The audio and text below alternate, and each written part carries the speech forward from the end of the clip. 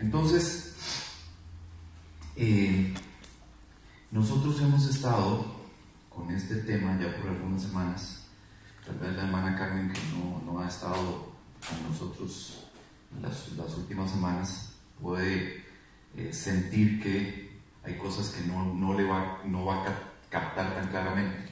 Para contarle cómo ha estado el asunto, nosotros hemos venido desarrollando un tema sobre la mundanización de la iglesia ya por varias semanas. Los últimos temas que hemos estado tocando han tenido relación con el mundo espiritual de oscuridad.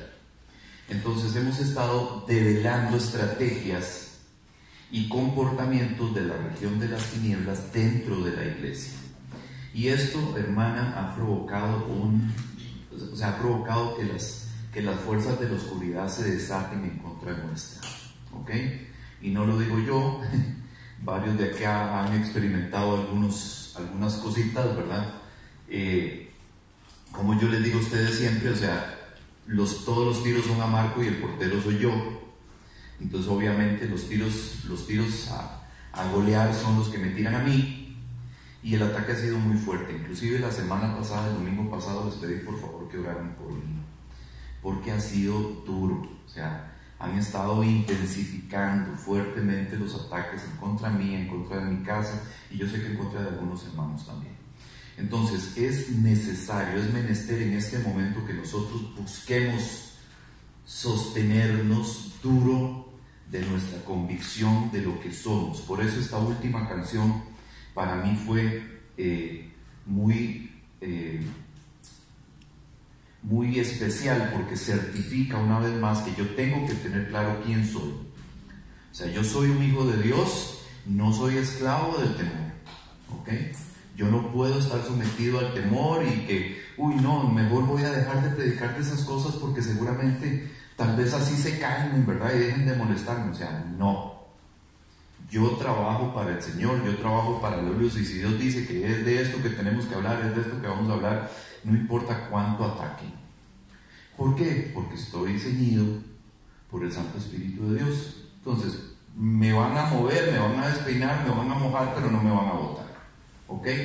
Y el Señor dará la fortaleza que necesitamos nosotros para mantenernos erguidos donde debemos estar. Bien, entonces hemos estado hablando las últimas semanas sobre algunos movimientos heréticos, o sea, algunas herejías que se fueron presentando durante el primer siglo en la iglesia cristiana primitiva. Entre el siglo I al siglo III más o menos se presentaron varias herejías. La última que nos quedó para esta de la semana pasada fue el arrianismo y el semi-arrianismo. ¿Qué es exactamente esto? Bueno, el arrianismo fue un movimiento de herejía dentro de la iglesia que fue provocado precisamente por este hombre de nombre Arrio, por eso se llama arrianismo. Arrio fue un sacerdote y un obispo de Libia, en la región del Medio Oriente, que vivió entre el año 260 y el año 336. Él propagó la idea de que Jesucristo no era Dios, sino que había sido creado por como punto de apoyo para su plan. ¿Ok? Arrio lo que decía era que Jesucristo no es Dios. Jesucristo fue una creación de Dios. O sea, lo ponen al mismo nivel.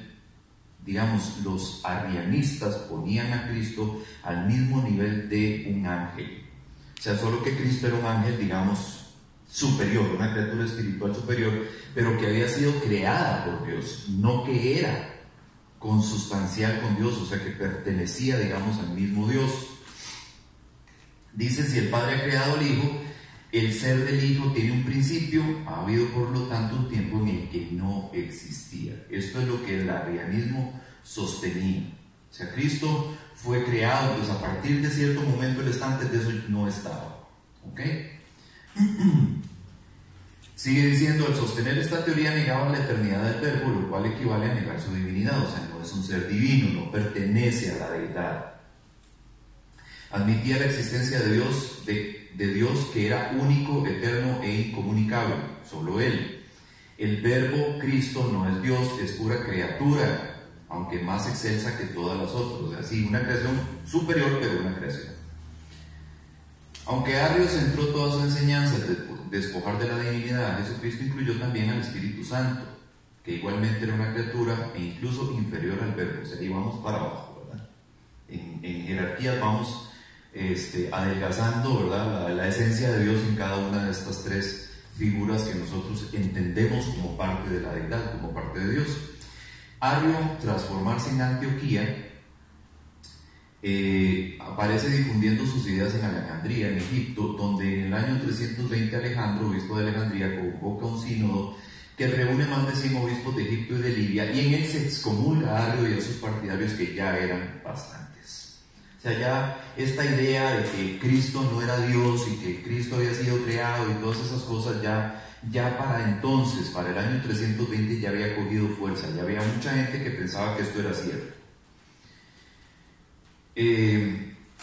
No obstante, la herejía continuó expandiéndose, llegando a desarrollarse una crisis de tan grandes proporciones que el emperador Constantino el Grande se vio forzado a intervenir para encontrar una solución y convocó el concilio de Nicea el 20 de mayo del 325 después de Cristo, donde el partido antiarriano, bajo la guía de Atanasio, diácono de Alejandría, logró una definición ortodoxa de la fe y el uso del término homoousios, o sea, consustancial, de la misma sustancia, de la misma naturaleza, para describir la naturaleza de Cristo. Creemos en un solo Dios y Padre. Este es el credo, digamos, que se promulgó en esta oportunidad en el concilio de Nicea en el año 325. Ahorita les voy a decir por qué es importante este concilio en particular. Creemos en un solo Dios, Padre omnipotente, y en un solo Señor, Jesucristo, Hijo de Dios, nacido unigénito del Padre, es decir, de la sustancia del Padre, Dios de Dios, luz de luz, Dios verdadero de Dios verdadero, engendrado, no hecho, consustancial al Padre.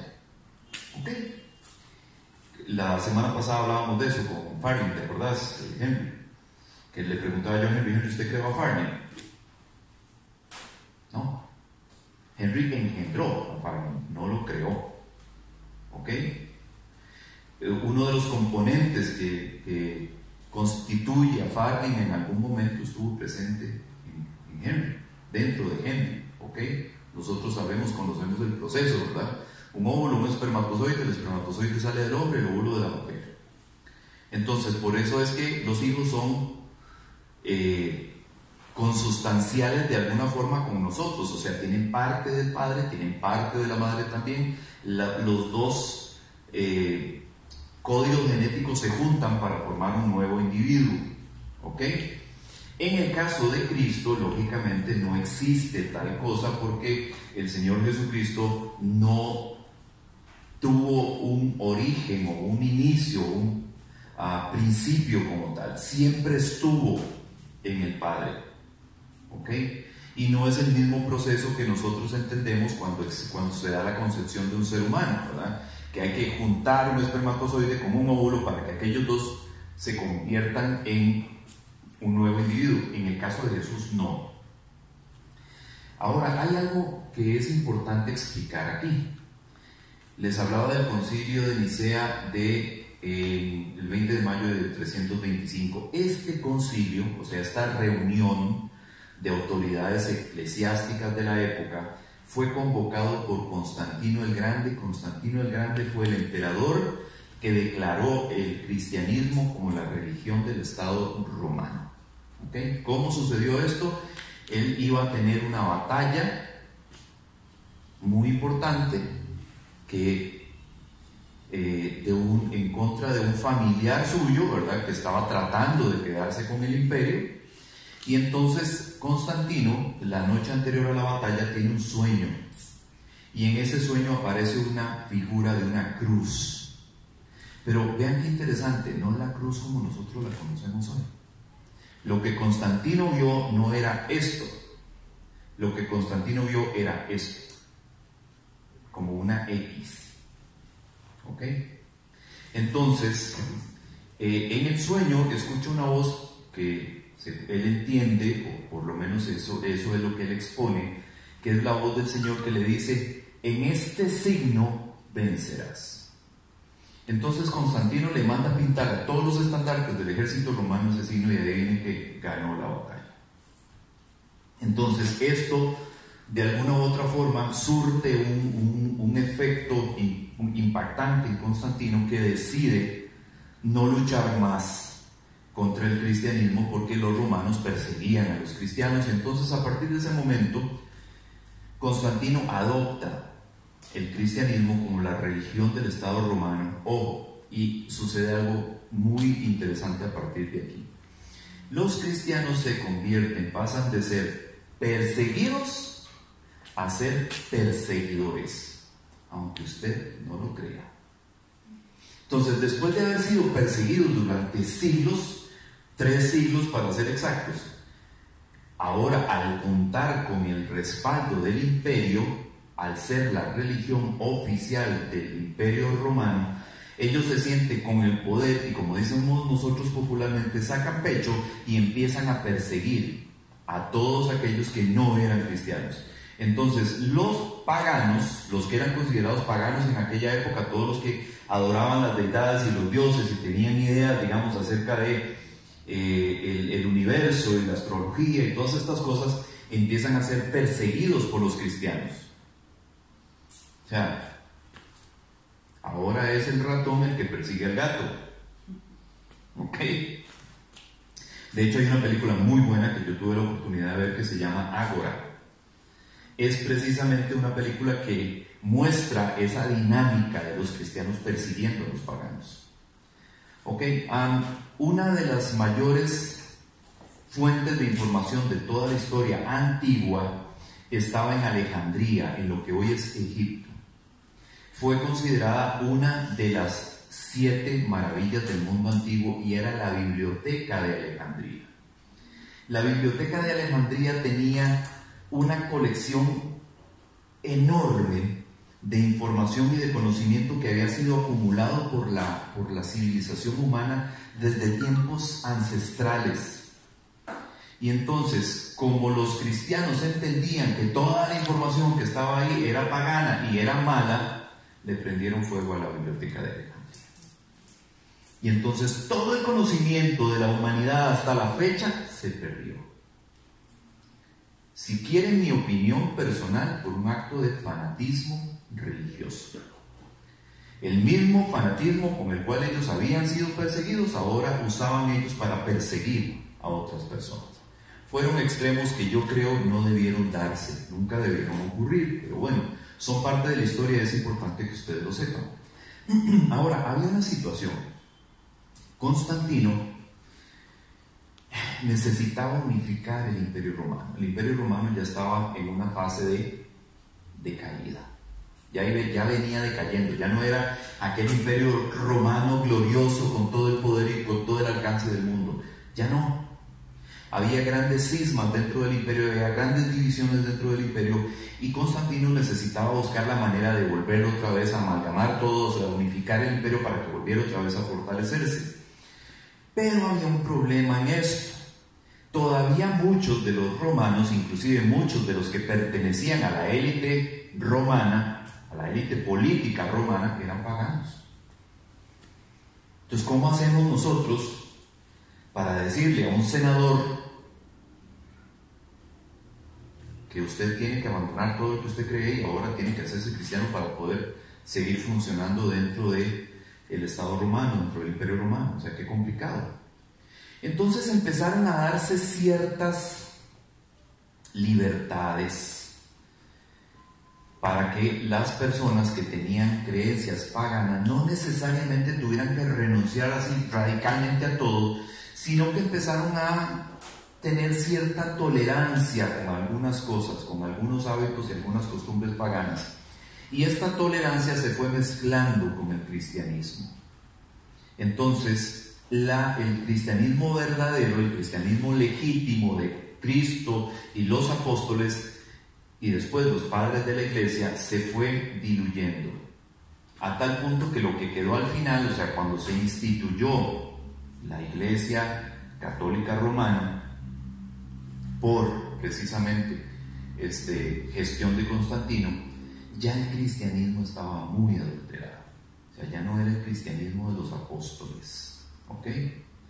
Ya había mucha mezcla entre el cristianismo original de los apóstoles y lo que los paganos le habían inyectado, ¿ok? Entonces esto produce un cristianismo adulterado, ya no aquel cristianismo original. Y esto empieza a provocar dentro de la iglesia ya establecida de aquella época los primeros cismas, o sea, las primeras diferencias de opinión, ¿verdad? ¿Por qué? Porque es que la Biblia dice acerca de los ídolos y las estampas y todo esto, pero la iglesia me está aceptando que yo tenga mis estatuillas y que yo tenga mis íconos y ese tipo de cosas. Y entonces empieza a darse el conflicto de, bueno, ¿a quién le hago caso? ¿A la iglesia o a la Biblia? Y entonces la iglesia empieza a imponerse como una autoridad máxima, donde lo que la iglesia decía, eso era. No importa si la Biblia decía algo diferente. Y entonces empiezan a dejar de que, o sea, a evitar que las personas entren en contacto con lo que la Escritura dice. Y la Biblia solo existía en latín, que era el idioma del Imperio Romano, ¿ok? Entonces empiezan a desaparecer todas las copias griegas, ¿verdad? O sea, empiezan a desaparecer algunas cosas y se instituye la Biblia en latín como la única. Y ya para entonces había muchos que no hablaban latín. Entonces el que no hablaba latín pues no podía tener acceso a la Biblia. Y conforme fueron pasando los años, se mantuvo esa tradición de las cosas en latín. Algunos de los que están acá recordarán tal vez que cuando estaban chiquillos y los llevaban a la iglesia, las misas eran en latín. ¿Usted entendía algo? Absolutamente nada. Pero usted iba y decía amén, aunque no estuviera entendiendo nada. ¿Ok? Porque así era como estaba instituido. Era para conservar, digamos, el control de la iglesia sobre la feligresía. Y eso fue por siglos, durante desde el primer siglo hasta el siglo XVIII, XIX, hasta el siglo XVI, eso fue así, antes de la Reforma Protestante. ¿Ok? Les explico todo esto para que ustedes tengan una idea de cómo fue que pasó. Bien. Ahora, con respecto a lo que Arrio decía, que el Señor, que Jesucristo, que el Hijo de Dios, había sido creado y que no había existido desde siempre, tenemos el argumento de la Biblia, que es el que manda en todo esto. Y si ellos hubieran sido fieles a lo que la Biblia decía, se hubieran dado cuenta de que esto que Arrio decía era absolutamente falso. ¿Por qué? Porque el Evangelio de Juan, en el capítulo 1 y el versículo 1, dice claramente, aquí está, en el principio existía el verbo, o sea, ya existía el verbo cuando todo empezó. En el origen del mundo, en el origen de la creación, al inicio de los tiempos, ya el verbo estaba ahí. Dios también estaba ahí, al inicio de todo. ¿Ok? Entonces yo creo que Juan, siendo el discípulo amado de Jesús, el que se recostaba en su pecho, el que tenía verdades trascendentales de parte de su maestro, no va a decir esto si no es cierto.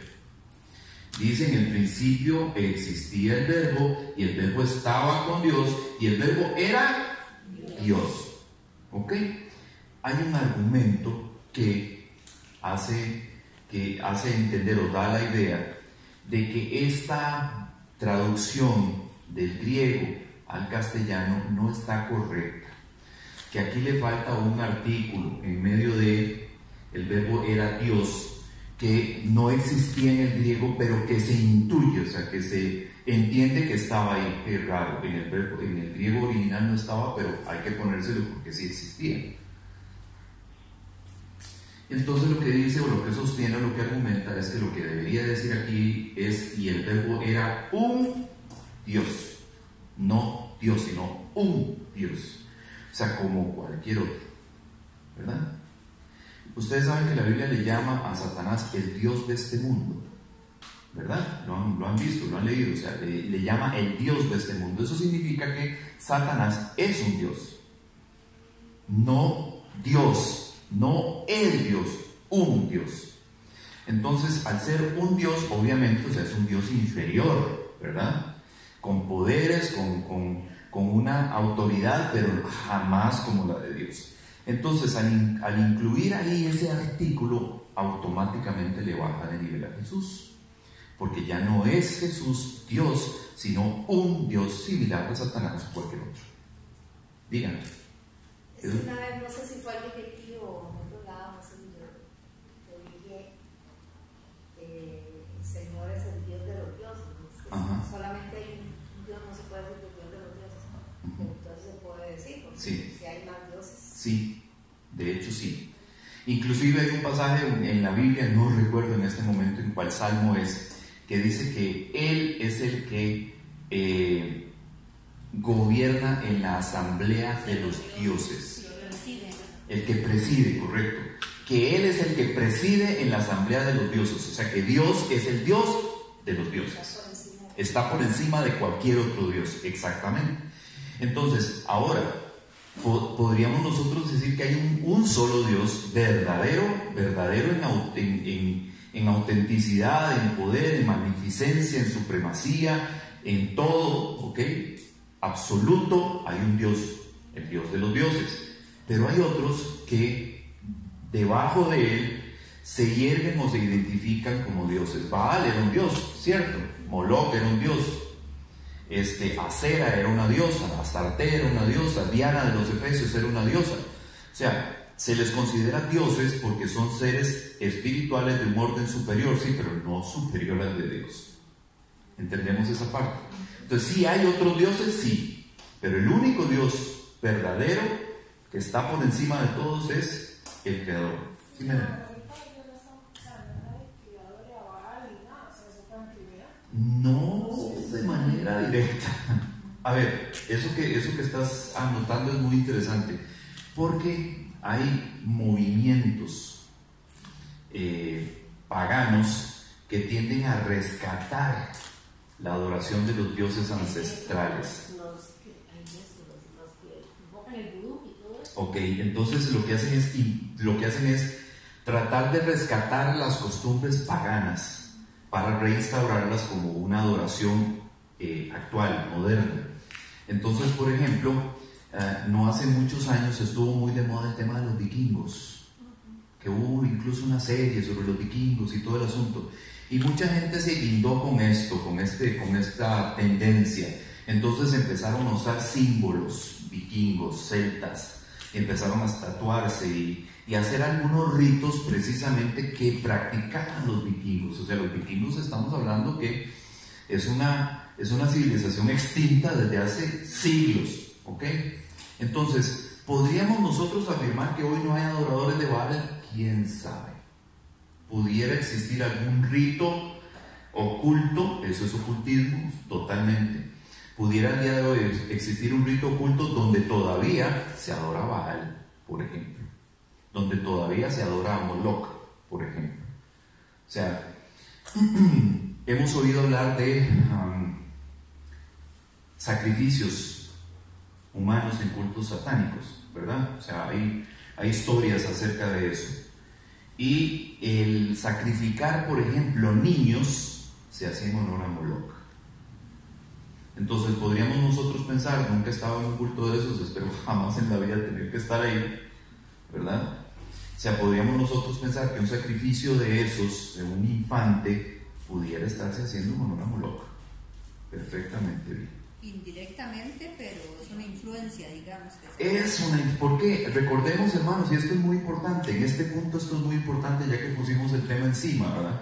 Yo sé que aquellos se van a enojar, pero el Señor lo reprende. Esto es muy importante. Esos dioses no perecieron. ¿Usted qué cree? ¿Que Baal se murió? ¿Que Moloch se murió? No se murieron. Recuerden que detrás de esta imagen, detrás de esta deidad, detrás de este ser espiritual que se adoraba, había una autoridad de la oscuridad. Y las autoridades de oscuridad son eternas. Usted me está entendiendo, perdón, bueno, no son eternas, pero sí son eternos hasta que el Señor les diga hasta aquí les llegó. Sí, permanecen. O sea, pero son permanentes en el tiempo. Entonces nosotros no hemos de pensar de que Moloch se puso viejito y se murió. No. O sea, Moloch era un ser espiritual, es un ser espiritual. Detrás de Moloch, detrás de la idea de la imagen de Moloch, hay una potestad de oscuridad que está detrás de ese Moloch al que se adoraba en aquella época. Y esa potestad espiritual sigue viva, sigue activa, transformó el sistema de adoración. Ahora se le adora, o ahora él recibe adoración de una manera distinta, pero no significa que ya no se le adora. ¿Por qué este tema? ¿Por qué el Señor inquietó mi corazón y mi espíritu para hablar sobre esto? Porque, hermanos, esas cosas todavía existen hoy. Y si nosotros no tenemos la capacidad de identificarlas, podríamos tenerlas metidas dentro de la iglesia y ni cuenta nos estamos dando. Por eso el tema de la mundanización de la iglesia, porque todo eso pertenece al mundo de las tinieblas, al mundo de la oscuridad. Y si nosotros no logramos identificar claramente cuáles son las estrategias, cuáles son las acciones, qué es lo que hacen, en qué consiste el culto moderno a esas potestades, podríamos tenerlas infiltradas en la iglesia. Y eso sí no lo podemos permitir. Una cosa es que haya trigo y cizaña dentro de la iglesia, que eso el Señor lo anticipó y lo profetizó. Y otra cosa es que nosotros, sabiendo que hay dentro de la iglesia un movimiento de ese tipo, de neopaganismo, o de rituales o de cosas que son claramente de la oscuridad, nosotros no nos paremos ante eso y digamos, no, aquí no. Sí, yo había oído que dicen que oí a alguien decir que me llamó mucho la atención que carnaval significa carnaval. Entonces, en cierta forma decía que cuando uno asiste a los carnavales, eso es un rito igual, indirecto, pero que se le sigue haciendo. Buen que se le ejemplo. sigue dando a Baal. Buen ejemplo. O sea, el punto es que esos cultos no desaparecieron, se transformaron, evolucionaron y se convirtieron en otra cosa que al día de hoy la gente le parece algo inocente. Ya no, es que esto no tiene nada de malo. Pero un carnaval de Brasil no tiene nada inocente. No, bueno, ahí estamos hablando de otra cosa, o sea, pero hay carnavales de carnavales, ¿verdad? O sea, hay carnavales de carnavales, o sea, buen punto el que argumenta Lice. O sea, si hablamos de los carnavales de Brasil, los carnavales de Brasil es un relajo, o sea, aquello es una oda a la inmoralidad, al libertinaje, a todo, ¿ok? Exacto. Entonces, cuando usted identifica, digamos, un caso de eso, usted dice, ahí está la conexión directa, o sea, no hace falta ni siquiera ser uno mal pensado para decir, ¿tendrá alguna relación? Obvio que tiene una relación, sí, es evidente que existe una conexión directa. Entonces, por eso, hermanos, es que aquellos andan enojados, por eso es que aquellos están levantando y se están retorciendo, porque estamos nosotros poniéndole el punto a la I. ¿Dónde es que usted tiene que prestar atención de lo que ocurre hoy en su vida, en su entorno, pero sobre todo en la iglesia? Porque esas cosas se han estado infiltrando en la iglesia. La mundanización de la iglesia es algo real, ha estado ocurriendo. Y entonces muchos líderes, con tal de tener las iglesias llenas y multitudes que estén patrocinando sus mini reinos personales, ¿verdad?, se hacen los locos con esas cosas. Entonces usted ve presentaciones de baile en la iglesia.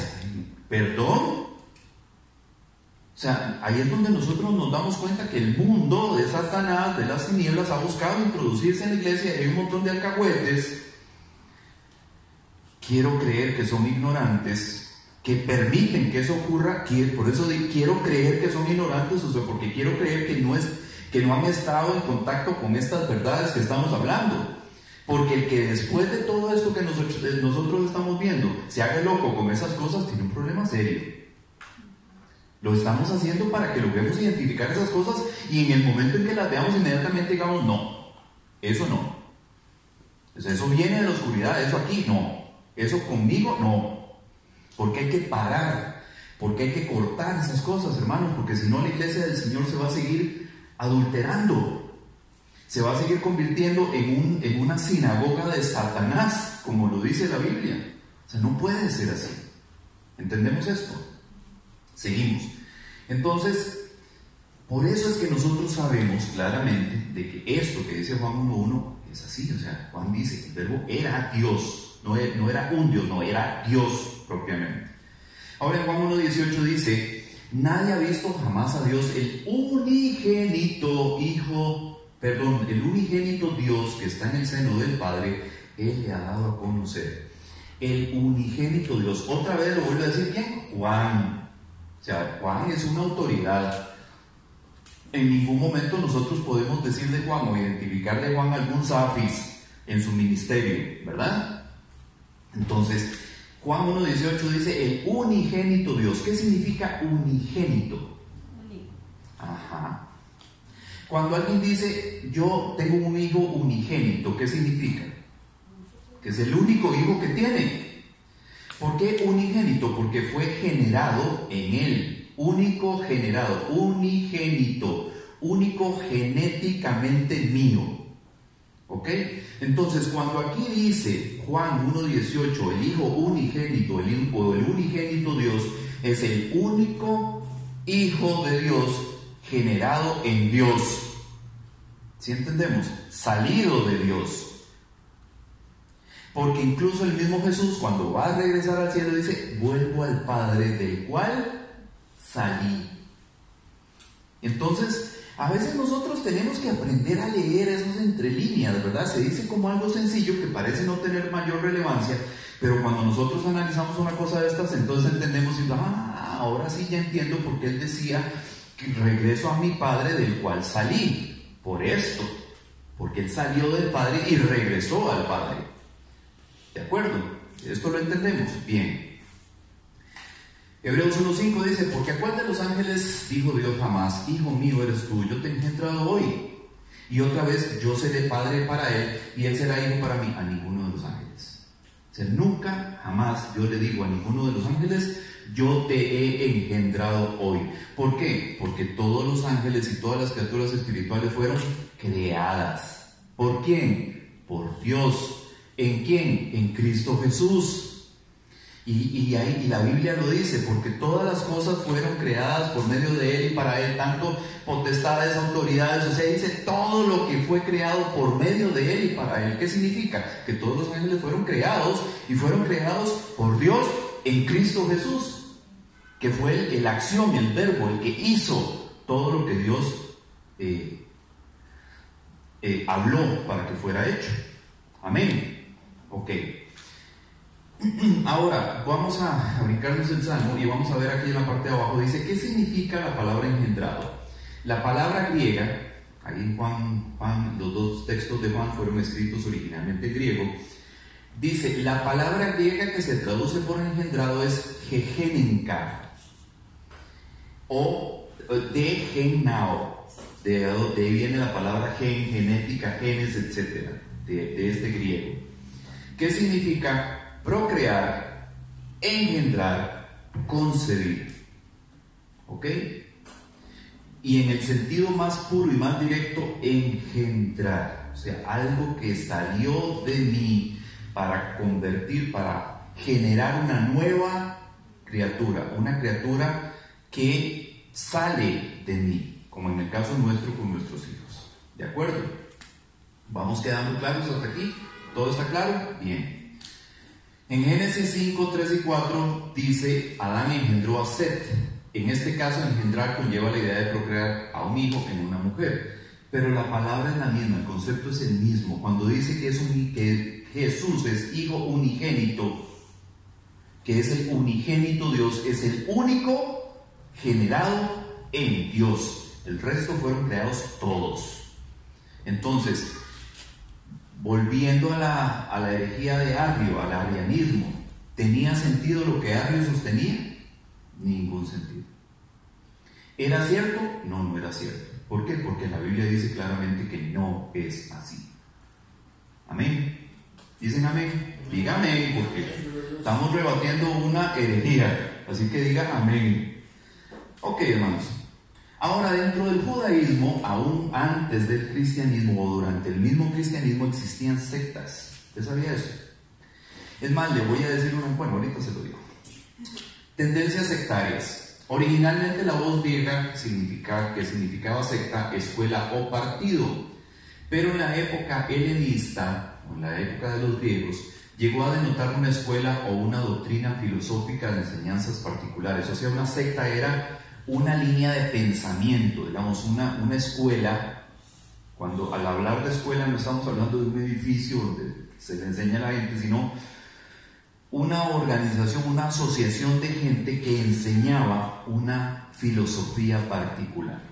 Entonces, durante el judaísmo existían sectas dentro de los judíos, sigue diciendo aquí. No tenía todavía el sentido especial de desviación o oposición a la ortodoxia que le da el Nuevo Testamento. O sea, todavía no estábamos hablando de algo malo necesariamente. En el primer siglo se llama de secta como una línea de pensamiento que no necesariamente está chocando con la ortodoxia, o sea, con lo que se establece como legítimo, ¿de acuerdo? Dice, significaba más bien una dirección o una tendencia dentro de esa ortodoxia, dentro de esa rectitud de la escritura, de la palabra, de la doctrina. Y por lo tanto los sectarios no merecían reprobación. En esta etapa todavía no eran enemigos, en esta etapa todavía no eran opositores necesariamente, solamente tenían como una línea diferente de pensar, pero no necesariamente competía o era antibíblica, ¿ok? Era extrabíblica, probablemente lo que ellos pensaban no necesariamente estaba en la Biblia, pero no era antibíblico. Pero con el tiempo se fue convirtiendo en antibíblico. Y ahí fue donde empezaron estas sectas a merecer la reprobación del resto de la comunidad judía en particular. Dice, en este sentido se mantuvo dentro del judaísmo, el cual estaba dividido en varias sectas. El judaísmo estaba dividido en varias sectas. En Hechos capítulo 5, versículo 17 dice, pero levantándose el sumo sacerdote y todos los que estaban con él, es decir, la secta de los saduceos, se llenaron de celo. ¿Cuáles eran las ideas particulares que tenían la secta de los saduceos? La Biblia no nos deja ignorancia. Aquí lo dice en Lucas capítulo 20 y versículo 27. Y acercándose a él algunos de los saduceos, y entre comillas dice, los que dicen que no hay resurrección. Entonces, una de las principales características de la secta de los saduceos es que ellos no creían que hubiera resurrección. ¿Ok? Recuerden que los judíos antes de Jesús tenían la idea de que las personas iban al Seol, ¿verdad? A la sepultura, y que en la sepultura quedaban. La idea de una resurrección vino después con las profecías mesiánicas, ¿verdad? Donde decía que volverían a levantarse, etcétera, etcétera. Pero los saduceos no estaban muy de acuerdo con esa idea. Ellos no creían que hubiera una resurrección. Para ellos era esta vida y se acabó. ¿Ok? Ahora, en Hechos capítulo 23 y los versículos 6 al 8 dice, entonces Pablo, dándose cuenta de que una parte de los que le estaban escuchando eran saduceos y otros fariseos, alzó la voz en el concilio, hermanos, yo soy fariseo de fariseos. Se me juzga a causa de la esperanza de la resurrección de los muertos. ¿Ok? Entonces esa es una forma de conectar con los dos grupos que lo estaban cuestionando. Porque ahí estaban los fariseos y estaban los saduceos. Entonces, para que los fariseos se conectaran con él, Pablo dice, yo soy fariseo de fariseos. O sea, yo soy como ustedes, del mismo grupo. Para lograr el apoyo de los fariseos. ¿Ok? Porque eran los saduceos y los fariseos los que estaban tratando de que lo juzgaran y lo neutralizaran, por decirlo así. ¿Okay? Dice, cuando dijo esto se produjo un altercado entre los fariseos y los saduceos y la asamblea se dividió. Obviamente, o sea, Pablo no era ningún tonto. Pablo sabía exactamente qué era lo que estaba haciendo. O sea, Pablo agarró una granada de fragmentación, le quitó la espoleta y la tiró en medio de los dos grupos, ¿verdad? Y los puso a pelear. Porque al decir que él era fariseo de fariseos, se ganó la simpatía de los fariseos. Y entonces dice que el problema es porque por el tema de la resurrección de los muertos, e inmediatamente reaccionan los saduceos que no creían en la resurrección de los muertos. Entonces el pleito se arma entre los fariseos y los saduceos. Y Pablo ahí, de espectador, viendo lo que acababa de provocar. Pablo no era ningún tonto. O sea, el Señor lo usa, pero usa también las capacidades y la inteligencia de Pablo para que él pueda llevar adelante el ministerio. Sigue diciendo, porque los saduceos dicen que no hay resurrección, ni ángel, ni espíritu, mas los fariseos creen todo esto. Entonces, el tema con los saduceos, con la secta de los saduceos, era que no creían en nada. O sea, no creían en una vida después de la muerte, no creían en que había seres espirituales, no creían en nada de esto. Era una secta que existía en el judaísmo en los tiempos de Jesús. ¿Se dan cuenta?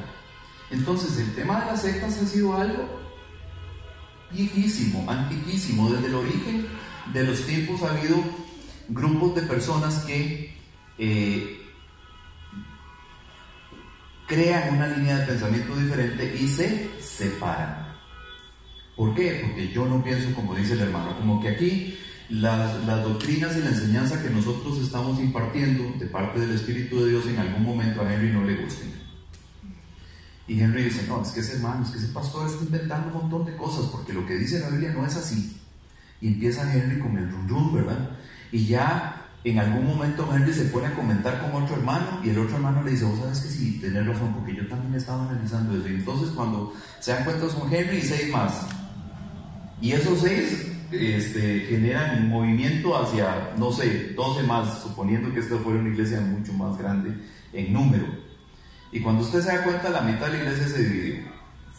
¿Por qué? Porque la mitad de la iglesia ahora piensa como pensaba Henry al principio y no están de acuerdo con lo que el pastor está enseñando. Y en un momento dado, esos 30, 40 o 50 deciden separarse. Se dividen, se forman una secta dentro de la misma iglesia y se dividen y se van aparte. Eso pasaba también en esta época, digamos, del cristianismo primitivo. ¿Ok? Pero el mismo cristianismo, o sea, la iglesia cristiana, era para los judíos una secta. Así como identificaban a los saduceos como una secta y a los fariseos como una secta, los judíos identificaban a los cristianos como una secta. Y esto es lo que les voy a decir. Si usted a día de hoy le pregunta a un judío practicante, ¿ok? No alguien que dice ser judío y vive la vida como le da la gana, no, un judío practicante. Si usted le pregunta a un judío practicante al día de hoy, ¿qué opinan ellos sobre los cristianos? ¿O qué creen sobre los cristianos? Un judío practicante le va a decir a usted que el cristianismo es una secta del judaísmo iniciada por un rabino judío llamado Yeshua. Esa es la opinión que los judíos hoy tienen acerca del cristianismo. O sea, para los judíos hoy el cristianismo es una secta del judaísmo que fue iniciada por un rabino que se llamaba Yeshua. Entonces, para los judíos nosotros mismos somos una secta. Lo era en aquella época y lo es hasta el día de hoy. ¿De acuerdo? Vea lo que dice Hechos en el capítulo 28 y los versículos 17, el 21 y el 22. Dice, y aconteció que 3 días después Pablo convocó a los principales de los judíos y cuando se reunieron les dijo, hermanos, sin haber hecho yo nada contra nuestro pueblo ni contra las tradiciones de nuestros padres, desde Jerusalén fui entregado preso en manos de los romanos. Y en el 21 dice, y ellos le dijeron, nosotros ni hemos recibido cartas de Judea sobre ti, ni ha venido aquí ninguno de los hermanos que haya informado o haya hablado algo malo acerca de ti. O sea, los judíos le dicen, yo no sé dónde salió eso, porque nosotros no hemos recibido ningún informe al respecto, ¿verdad? Y entonces dice el 22, pero deseamos oír de ti lo que enseñas, porque lo que sabemos de esta secta es que en todas partes se habla mal contra ella. ¿Cuál era esta secta? El cristianismo, la iglesia cristiana. Los judíos hablaban del cristianismo, del camino, como se les llamó originalmente. Antes de que se llamaran cristianos se les llamaba el camino. Así fue como empezó a denominarse entre los círculos judíos. Entonces ellos identificaban a el camino como una secta dentro del judaísmo. Entonces al final, cuando Pablo hace esta exposición, los judíos le dicen, nosotros no hemos recibido ningún mal informe acerca de vos, pero nos gustaría saber acerca de esta secta que enseñás. ¿Qué es lo que enseñás en esta secta? Porque lo que hemos escuchado es que en todas partes se habla mal en contra de ellos. O sea, no hemos escuchado nada positivo, pero nos gustaría escucharlo de vos directamente, que es esto de la secta del camino, qué es lo que enseñan, qué es lo que creen, ¿verdad? ¿Por qué? Porque no necesariamente lo veían como una amenaza. Claro, cuando el camino fue cogiendo fuerza y fue creciendo y fue captando cada vez una mayor cantidad de judíos, entonces los judíos dijeron, sí, esto es una plaga. Incluso al punto que llegan en el libro de los Hechos a decir, estos que están trastornando el mundo ya llegaron aquí. O sea, para ellos era una plaga, literalmente. O sea, ¿por qué? Porque a donde llegaba el Evangelio trastornaba completamente el ambiente y generaba una serie de cambios y de transformaciones y una serie de adhesiones a la nueva doctrina. Entonces, en un momento dado, ya los judíos se les para el pelo porque dicen, esto no van a dejar sin gente. O sea, donde llegan, arrasan. Entonces, tenemos que hacer algo para pararlos. El mismo judaísmo empieza a confabular con los romanos para detener a los cristianos. ¿Ok? Y ahora en Hechos 24:5 dice, pues hemos descubierto que este hombre es verdaderamente una plaga. Está hablando de Pablo. Y que provoca disensiones entre todos los judíos por el mundo entero. Y es líder de la secta de los nazarenos. Se les llegó a llamar la secta de los nazarenos. ¿Por qué? Recuerden que una cosa es nazareo y otra cosa es nazareno.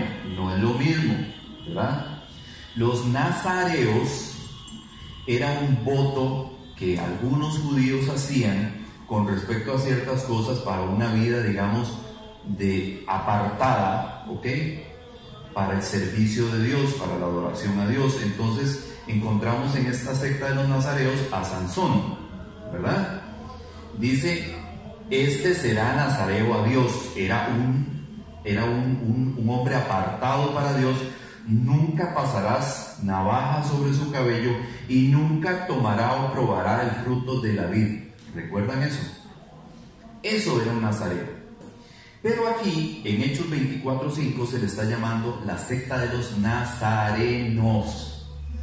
¿Por qué nazarenos? Porque ¿de dónde era Jesús? De Nazaret. ¿Ok? Entonces, como decir, la secta de los cartuchos. ¿Por qué? Porque, o sea, el que inició la secta esa es de Cartago. Entonces, la secta de los cartuchos, pues la secta de los cartagos, por ejemplo. Entonces se referían al camino o al cristianismo como la secta de los nazarenos, porque Jesús era de Nazaret. Entonces, para ellos, los que seguían a Jesús eran de los nazarenos, o sea, los que seguían a Jesús nazareno. ¿Ok? Cuando a Jesús lo cuelgan en la cruz, en la parte de arriba le ponen un rótulo, ¿recuerdan? ¿Ok? Que la Iglesia Católica lo pone con 4 siglas, INRI, INRI.